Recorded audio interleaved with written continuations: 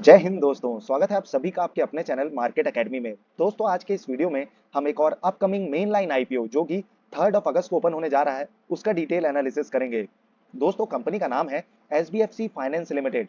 दोस्तों जिस दिन से इस आईपीओ की डेट अनाउंस हुई है उसी दिन से दोस्तों इसके ग्रे मार्केट में काफी अच्छी डिमांड नजर आ रही है और जीएमपी भी काफी हाई ट्रेड होता हुआ नजर आ रहा है। इसीलिए दोस्तों इस कंपनी का डिटेल रिव्यू और एनालिसिस करना बहुत जरूरी हो जाता है। और फ्रेंड्स इसीलिए हम इस वीडियो में इस कंपनी की प्रोफाइल यानी ये बिजनेस ये जो कंपनी है वो काम क्या करती है सबसे पहले उसे समझेंगे। कंपनी की वेबसाइट को भी विजिट करिए, जानेंगे कि कंपनी का कामकाज किस तरीके का है।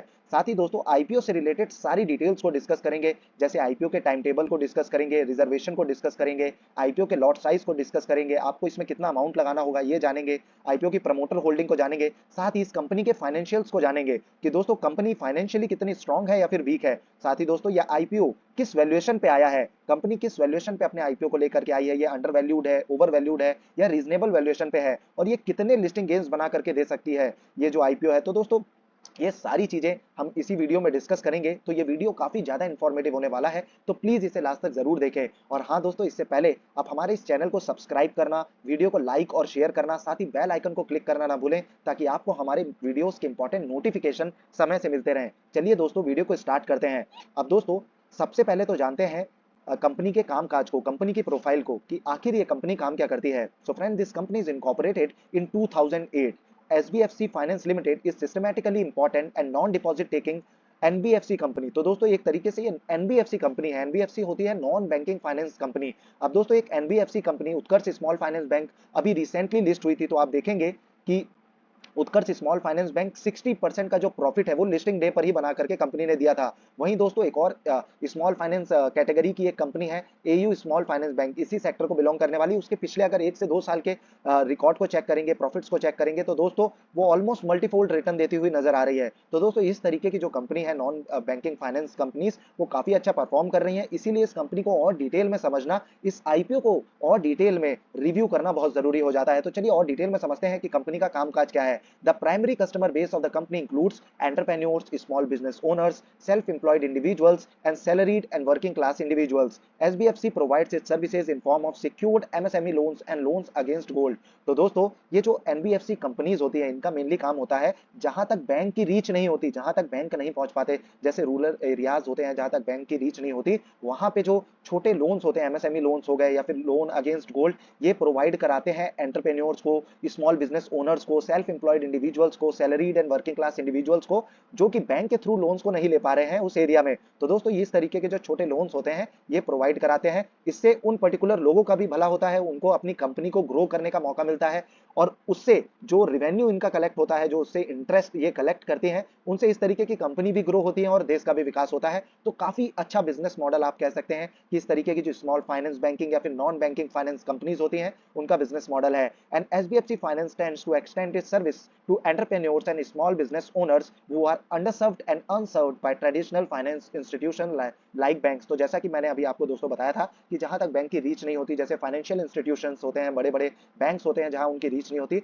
उस जगह पर जाकर के जो छोटे लोन्स प्रोवाइड कराना होता है, उनके खाते खुलाना होता है। तो दोस्तों ये जो नॉन बैंकिंग फाइनेंस इंस्टीट्यूशंस होते हैं वो खाते नहीं खोलते, सेविंग अकाउंट वगैरह नहीं खोलते, ये जो है लोन्स वगैरह प्रोवाइड कराते हैं। तो इस तरीके के लोन्स उस जगह में प्रोवाइड कराना, सही लोगों तक पहुंचना, उसकी वजह से ये काफी एक ग्रोइंग, और इसी वजह से ग्रोथ का जो पोटेंशियल है इस तरीके के फाइनेंशियल इंस्टीट्यूशंस के पास वो काफी ज्यादा हाई है। And there are various factors taken into consideration while offering financial assistance in form of loans, and SBFC Finance offer its services to the entrepreneurs can fulfill their financial requirement and thrive।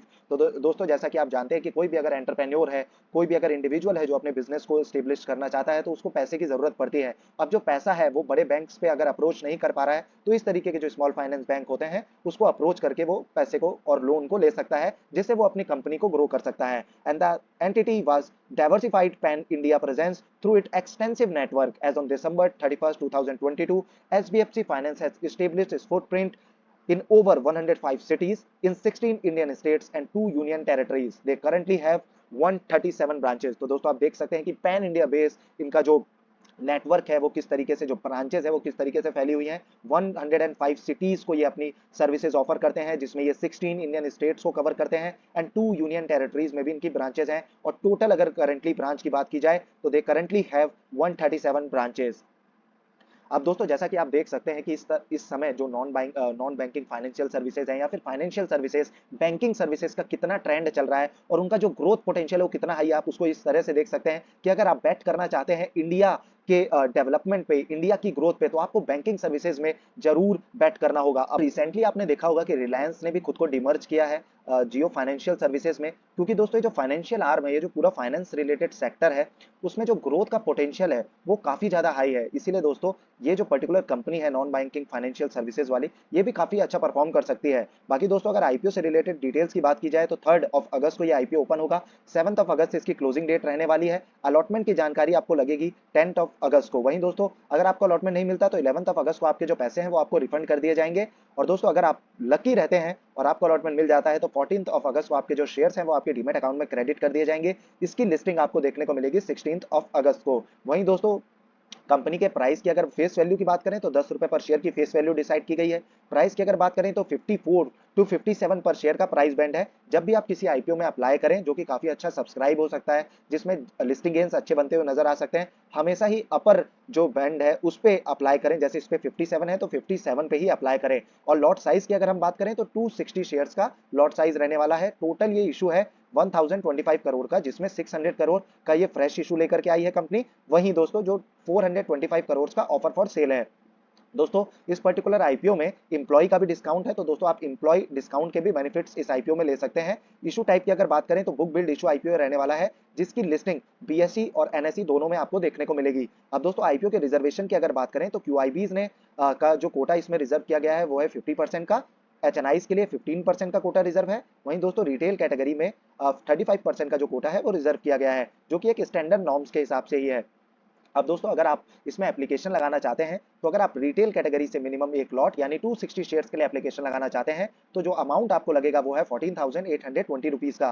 तो दोस्तों जब भी आप retail category से application को लगाएं तो सिर्फ सिंगल लॉट से ही अप्लाई करें। Minimum bid price, minimum bid पे अप्लाई करें। जो मैक्सिमम बिड प्राइस होता है, सॉरी, मैक्सिमम बिड प्राइस पे अप्लाई करें। जो प्राइस बैंड है उसके मैक्सिमम पे लगाएं। लॉट एक ही चुने। अगर आप 13 के लिए अप्लाई करें या एक के लिए अप्लाई करें, जो चांसेस हैं, जो प्रोबेबिलिटी है वो भी सेम रहेगी। और इवन अगर आपको अलॉटमेंट मिल जाता है तो आपको एक ही लॉट इशू किया जाएगा एज पर न्यू रूल्स जो भी सेबी के द्वारा अभी निकाले गए हैं। और दोस्तों इसको अगर आप कैटेगरी वाइज डिटेल में समझना चाहते हैं कि अलॉटमेंट का पूरा प्रोसीजर कैटेगरी में किस तरीके से काम करता है, उसके लिए आप आई बटन पे क्लिक कर इस वीडियो को देख सकते हैं। वहीं दोस्तों अगर आप स्मॉल एचएनआई कैटेगरी से 14 लॉट्स के लिए एप्लीकेशन लगाना चाहते हैं तो जो अमाउंट आपको लगेगा वो है 2,07,480 रुपीज का। अब जैसा कि दोस्तों आप जानते हैं कि रिटेल कैटेगरी में आप मैक्स 2 लाख रुपीस तक के लिए अप्लाई कर सकते हैं। अगर आप 2 लाख के ऊपर की बिडिंग लगाते हैं तो आप आ जाते हैं स्मॉल एचएनआई कैटेगरी में। वहीं दोस्तों अगर आप 10 लाख से ज्यादा के लिए बिडिंग लगाना चाहते हैं तो आप आएंगे बिग एचएनआई कैटेगरी में। और बिग एचएनआई कैटेगरी में आपको 68 लॉट्स के लिए अप्लाई करना होगा, जिसमें आपको 17,680 शेयर्स का को सिलेक्ट करना होगा। और जो अमाउंट आपको लगेगा वो है 10,07,760 रुपीज का। दोस्तों प्रमोटर होल्डिंग की अगर हम बात करें तो प्री इशू में शेयर होल्डिंग प्रमोटर के पास थी 78.83% की, जो कि पोस्ट इशू में घट करके 64.03% की रहने वाली है। वहीं दोस्तों आप सबसे जरूरी डेटा को जान लेते हैं कि कंपनी के फाइनेंशियल्स कैसे हैं, कंपनी फाइनेंशियली स्ट्रांग है या फिर वीक है। तो दोस्तों अगर टोटल एसेट्स की हम बात करें तो साल 2020 से साल 2023 तक आप देखेंगे कि कंटिन्यूअसली कंपनी ने अपने टोटल एसेट्स को बढ़ाया है, जो कि काफी पॉजिटिव पॉइंट है। वहीं अगर टोटल रिवेन्यू की हम बात करें तो रिवेन्यू भी सालाना बढ़ता हुआ नजर आ रहा है। कंसिक्यूटिवली कंपनी ने अपने रिवेन्यू को भी बढ़ाया है। वहीं दोस्तों अगर प्रॉफिट आफ्टर टैक्स की बात करें तो 35 करोड़ से बढ़ करके साल 2020 से साल 2023 तक में ये 149 करोड़ की हो गई है। तो दोस्तों काफी अच्छी बढ़त कंपनी के प्रॉफिट्स और रिवेन्यू में देखने को मिल रही है। काफी कंसिक्यूटिवली सालाना अपने प्रॉफिट्स और रिवेन्यू को कंपनी ने बढ़ाया है। वहीं दोस्तों नेटवर्थ भी कंसिक्यूटिवली बढ़ती हुई नजर आई है। तो ओवरऑल फाइनेंशियल्स काफी स्ट्रांग नजर आ रहे हैं। वहीं दोस्तों अगर बोरोइंग की बात करें तो बोरोइंग कंपनी के पास थी 3056 करोड़ की, जो कि अब बढ़ करके 3745 करोड़ की हो गई है। अब दोस्तों क्योंकि ये फाइनेंशियल सर्विस प्रोवाइड करवाने वाली कंपनी है, तो अगर जितना कंपनी के पास बोरोइंग होगी, जितना कंपनी के पास रिजर्व में पैसा होगा, जितना कंपनी पैसा ले पाएगी उतना ज्यादा दे पाएगी। तो इसमें इस तरीके की जो कंपनी होती है उसमें हम डेट टू इक्विटी रेशियो और टोटल बोरोइंग्स को चेक नहीं करते। वहीं दोस्तों अगर की परफॉर्मेंस इंडिकेटर की हम बात करें तो आरओई कंपनी ऑफर करती है 9.93%, रिटर्न ऑन नेटवर्थ भी 9.93 का है, जो कि काफी बढ़िया है। चलिए दोस्तों अब कंपनी के और भी कुछ वैल्यूएशन एंड मार्जिन को डिस्कस कर लेते हैं। तो अर्निंग पर शेयर कंपनी का 1.62 का है, जो कि काफी बढ़िया है। पी रेशियो की अगर बात करें कि किस वैल्यूएशन पे कंपनी अपने आईपीओ को लेकर के आई है, तो कंपनी 33 से लेकर के 35 के बीच में अपने आईपीओ को लेकर के आई है। आगे दोस्तों इसका पीयर कंपैरिजन भी करेंगे। रिटर्न ऑन नेटवर्थ की बात करें तो 9.83 का है, नैव कंपनी 19.26 का ऑफर करती है, आरओई 9.93 का है, एबिटा 74 का है और डेट टू इक्विटी 2.55 का है। जैसा कि मैंने बताया था कि इस तरीके के जो कंपनी होती है उसमें डेट टू इक्विटी रेशियो को आप इग्नोर कर सकते हैं। अब दोस्तों कंपनी के पीयर कंपैरिजन कर लेते हैं कि बाकी जो लिस्टेड कंपनीज हैं उनके मुकाबले, उनके कंपैरिजन में ये आईपीओ किस वैल्यूएशन पे है। तो दोस्तों आप देखेंगे कि आवास फाइनेंशियर का जो अभी पी रेशियो है वो 28 के अराउंड ट्रेड हो रहा है। होम फर्स्ट फाइनेंस का 31 के अराउंड है, एप्टस वैल्यू हाउसिंग का 24 है, ईयू स्मॉल फाइनेंस बैंक का 35 है। दोस्तों ये एक काफी बढ़िया कंपनी है, A1 जिसको कहेंगे कि number 1 financial small finance bank company है इंडिया की, तो इसका अगर 35 है। और दोस्तों वहीं अगर बात करें एसबीएफसी की, तो एसबीएफसी जो अपने आईपीओ को लेकर के आई है ये 33 पे लेकर के आई है। तो थोड़ा सा आप कह सकते हैं कि ओवर वैल्यूएशन पे कंपनी अपने आईपीओ को लेकर के आई है, पर फिर भी बहुत ज्यादा ओवर वैल्यूड भी नहीं है। और क्योंकि कंपनी का जो ग्रोथ का पोटेंशियल है वो काफी हाई है, जो फंडामेंटल्स और फाइनेंशियल है वो काफी स्ट्रांग नजर आ रहे हैं, काफी साउंड नजर आ रहे हैं। तो उस हिसाब से अगर देखा जाए तो काफी अच्छे लिस्टिंग गेन्स के मार्जिन कंपनी ने ऑलरेडी वैल्यूएशन वाइज छोड़ा है। अब दोस्तों सबसे पहले डिस्कस कर लेते हैं कंपनी की वेबसाइट को विजिट कर कंपनी के कामकाज को। तो आप देखेंगे कि जिस तरीके के लोन्स कंपनी ऑफर करती है उसमें है सिक्योर्ड एमएसएमई लोन्स, वहीं साथ ही साथ लोन्स अगेंस्ट गोल्ड। और दोस्तों कंपनी के कस्टमर ऑलरेडी रह चुके हैं 94,997 लोग, जिसमें ब्रांचेस कंपनी के पास हैं 137 प्लेसेस पे। सिटीज जहां कंपनी ऑपरेट करती है वो है 105, तो काफी अच्छा जो आप कह सकते हैं कि रीच है इस पर्टिकुलर कंपनी का। एंड एम्प्लॉयज हैं कंपनी के पास 2662 लोग। और साथ ही साथ जितना ये एसेट अंडर मैनेजमेंट एक तरीके से कह सकते हैं कि मैनेज करती है वो है 4475 करोड़ का। तो दोस्तों इस तरीके की कुछ कंपनी का कामकाज निकल करके आ रहा है। आप देखेंगे कि 2 टायर और 3 टायर सिटीज में मेनली जो कंपनी है, जो ब्रांचेज हैं वहाँ पे स्थित है। जिस तरीके से आप देख सकते हैं कि all over pan India base पे काफी ज्यादा ब्रांचेज हैं, टोटल 105 ब्रांचेस कंपनी के पास ऑलरेडी हैं। और दोस्तों इस तरीके का कुछ कंपनी का कामकाज है। अब दोस्तों सबसे जरूरी पैरामीटर और जो डेटा होता है उसे चेक कर लेते हैं कि जीएमपी किस तरीके का चलता हुआ नजर आ रहा है इस कंपनी का। अब एसबीएफसी फाइनेंस आईपीओ की अगर हम बात करें तो जीएमपी अभी चल रहा है 38 के अराउंड, प्राइस डिसाइड किया गया है 57 का। तो इस हिसाब से दोस्तों जो लिस्टिंग गेन्स नजर आ रहे हैं वो लिस्टिंग शो कर रहे हैं 66.67% की, जबकि दोस्तों अभी ये आईपीओ ओपन होने में काफी ज्यादा दिन बाकी हैं। 3 अगस्त को ये आईपीओ ओपन होगा। तो दोस्तों अभी से काफी अच्छी डिमांड नजर आ रही है, काफी अच्छा जीएमपी नजर आ रहा है। तो दोस्तों लास्ट दिन तक जरूर वेट करें 7 अगस्त तक। 7 अगस्त को on the basis of subscription status कि कितना सब्सक्रिप्शन निकल करके आ रहा है, उस समय जीएमपी कितना चल रहा है, उसके बेसिस पे डिसाइड करें, फाइनल डिसीजन ले कि इस आईपीओ पे आपको अप्लाई करना है या फिर अवॉइड करना है। पर दोस्तों जब भी किसी आईपीओ में अप्लाई करें खुद की रिसर्च जरूर करें, अपने फाइनेंशियल एडवाइजर की सलाह जरूर लें। और कुछ इंपॉर्टेंट डेटा होते हैं जैसे कंपनी के फाइनेंशियल्स, कंपनी के कामकाज को समझना, साथ ही जीएमपी को जरूर चेक करें। तो जीएमपी वाइज अगर आप देखें कि 66.67% के जो एस्टिमेटेड लिस्टिंग गेन्स नजर आ रहे हैं, फंडामेंटली स्ट्रॉन्ग कंपनी है, तो उस हिसाब से मैं तो ये कहूंगा कि इस आईपीओ में आप जरूर अप्लाई कर सकते हैं। इसमें आपको काफी मोटा पैसा बनता हुआ नजर आने वाला है। साथ ही दोस्तों अब चलिए बाकी भी जो आईपीओ हैं उनके जीएमपी को चेक कर लेते हैं। तो यूडजी की अगर बात करें तो ये एक एसएमई कैटेगरी का आईपीओ है जिसका एस्टिमेटेड लिस्टिंग गेन्स अभी से नजर आ रहे हैं 16.97% के। साथ ही दोस्तों विंसाई आईटी सर्विसेज की अगर हम बात करें तो 54.69% का लिस्टिंग गेन्स ये शो कर रही है। 70 का जीएमपी चल रहा है, सब्जेक्ट टू सौदा रेट भी बढ़िया है 59.500 का। तो दोस्तों ये आईपीओ भी ये कंपनी भी काफी अच्छा परफॉर्म कर सकती है। इस पे हम आज ही के दिन एक और वीडियो डिटेल रिव्यू वाला डाल देंगे, तो आप उसको भी जरूर देखिएगा और साथ ही चैनल को सब्सक्राइब करना ना भूलें। साथ ही दोस्तों एक धमाकेदार एसएमई कैटेगरी का आईपीओ ऑलरेडी मार्केट में आने वाला है 1 अगस्त को, जो कि है दोस्तों उरियाना पावर। इसमें हमने डेडिकेटेड वीडियो ऑलरेडी अपलोड किया है। जीएमपी 100 का चल रहा है, 84.75% के एस्टिमेटेड लिस्टिंग गेन्स हैं अभी से जो शो हो रहे हैं। तो दोस्तों इसमें पैसा आपको दोगुना होता हुआ जरूर नजर आने वाला है। 1 लाख के ऊपर का तो प्रॉफिट लिस्टिंग डे पर ही आपको बनता हुआ नजर आएगा। वहीं दोस्तों जील ग्लोबल सर्विसेज की बात करें तो 9.71 का एस्टिमेटेड लिस्टिंग गेन्स नजर आ रहे हैं। श्री टेक्टेक्स एसएमई आईपीओ जो कि 28 जुलाई को क्लोज हुआ है, ये 59.02% के एस्टिमेटेड लिस्टिंग गेन शो कर रहा है और जीएमपी इसका 36 के अराउंड ट्रेड हो रहा है। वहीं दोस्तों यथार्थ हॉस्पिटल की अगर बात करें तो 72 का जीएमपी है, 24 के एस्टिमेटेड लिस्टिंग गेन्स नजर आ रहे हैं।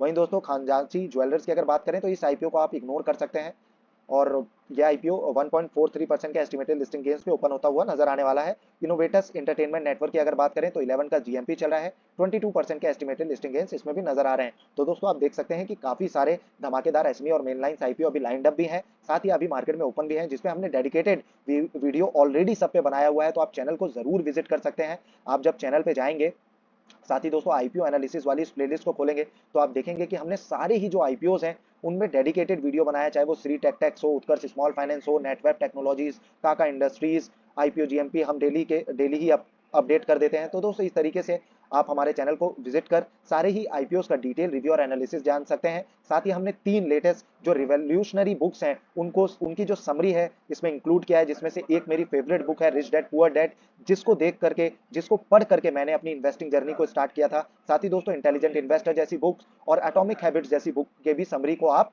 इसी चैनल को विजिट कर सुन सकते हैं, जो कि हमने एनिमेटेड फॉर्म में बताई है। साथ ही दोस्तों फंडामेंटल एनालिसिस सीखनी हो, टेक्निकल एनालिसिस सीखनी हो, सेक्टर वाइज एनालिसिस, या फिर दोस्तों आप ऑप्शन में ट्रेडिंग करते हैं तो ऑप्शन की बेसिक्स को सीखना, म्यूचुअल फंड के बेसिक्स को सीखना, चाहे आप स्टॉक मार्केट के बेसिक्स को सीखना चाहते हो तो आप जरूर चैनल को सब्सक्राइब करें। ये चैनल आपको बहुत ज्यादा मदद करने वाला है, जिसमें हमने सारी ही डेडिकेटेड प्लेलिस्ट सेपरेट बनाई हुई है, जिसमें हमने सारी ही डिटेल में समझाया हुआ है और सिंपल लैंग्वेज में समझाया हुआ है एक एक प्लेलिस्ट के थ्रू हर एक स्टॉक मार्केट के टर्मिनोलॉजीज को। तो दोस्तों आप चैनल को जरूर विजिट करें, चैनल को जरूर सब्सक्राइब करें, साथ ही वीडियो को लाइक करना और शेयर करना ना भूलें। धन्यवाद दोस्तों, जय हिंद।